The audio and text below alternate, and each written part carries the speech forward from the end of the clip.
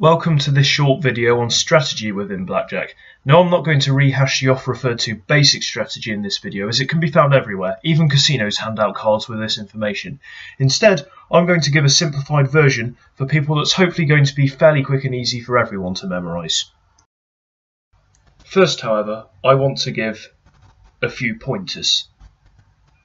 One, it is difficult to get good odds on Blackjack.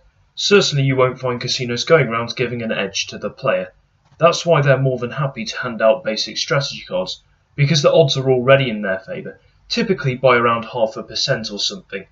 The best you can do is play to minimise this advantage.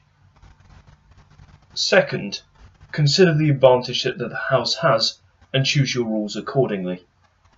Single deck games, which are used in our calculations in the maths videos, are generally preferable, but this will often be vastly outweighed by rules restricting surrendering, doubling down or splitting, or even worse, a blackjack playing 6 to 5, which increases the house's advantage by nearly 1.5%, which is huge. Hence, in a casino environment, you need to consider all the rules together. And third, it's not necessarily your objective to get as close as possible to 21. You merely need to beat the dealer. If you can do so on 13 points, then there's no point in hitting, and if you cannot do so on a soft 18, then there's no point in standing.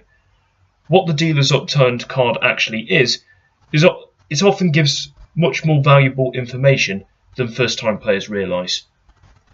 Now let's consider the simplified strategy. So we start with a few of the basics. On hard totals, if you have less than 11, then clearly you hit. If you have between 12 and 16, you hit when the dealer has a high card, i.e. 7 or greater, and if you have more than 17, then you stand. For soft totals, you hit on anything less than 17. If it's 18, then you hit on a dealer having 9 or greater, and on 19 and greater you stand.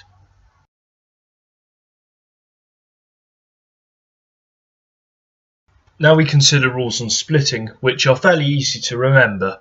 For 8s and aces, which sound similar, you split on both of those.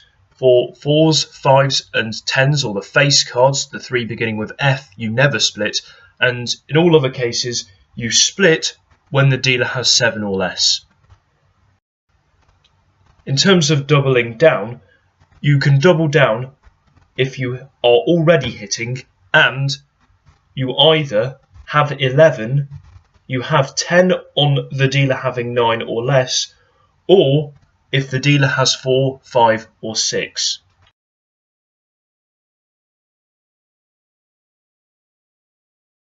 The best time to surrender is when you have 16 versus the dealer having 11.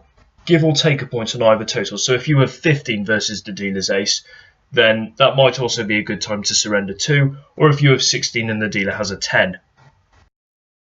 As for insurance, and just about any other side bet for that matter, just say no. And that's it from me for this video. If you want to go back to the rules video, then feel free to click the tab in the top left corner. If you want to go to the maths, then go to the bottom right corner where the chips are.